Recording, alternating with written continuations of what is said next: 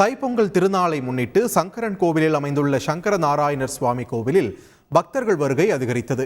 பொங்கல் பண்டிகையை முன்னிட்டு பல்வேறு பகுதிகளில் இருந்து பக்தர்கள் வந்திருந்தனர். தைப்பொங்கல் திருநாளை முன்னிட்டு சுவாமி மற்றும் அம்பாளுக்கு சிறப்பு பூஜைகள் நடைபெற்றன. பக்தர்கள் நீண்ட வரிசையில் காத்திருந்து சுவாமி தரிசனம் செய்தனர். பொங்கல் திருநாளை முன்னிட்டு தஞ்சாவூர் பெரிய கோவிலில் பெருவுடையாரை பொதுமக்கள் புத்தாடை உடுத்தி குடும்பத்துடன் வந்து வழிபட்டு செல்கின்றனர்.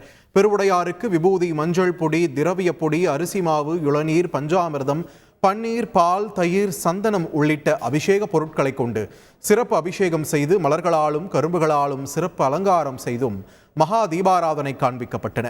இதில் குடும்பத்துடன் வந்திருந்த பொதுமக்கள் நீண்ட வரிசையில் நின்று சுவாமி தரிசனம் செய்தனர்.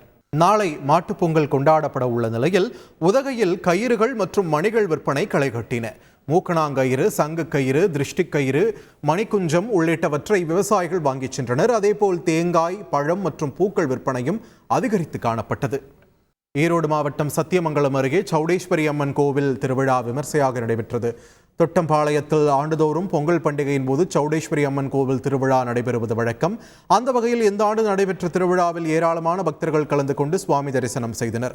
முன்னதாக மேளதாளங்கள் முழங்க நடைபெற்ற சக்தி அழைத்தல் நிகழ்ச்சியில் வீரகுமாரர்கள் வெற்றுடம்பில் கத்தி போட்டபடி நடனமாடி வந்தனர். செய்திகளை உடனுக்குடன் தெரிந்து கொள்ள உடனே சப்ஸ்கிரைப் பண்ணுங்க.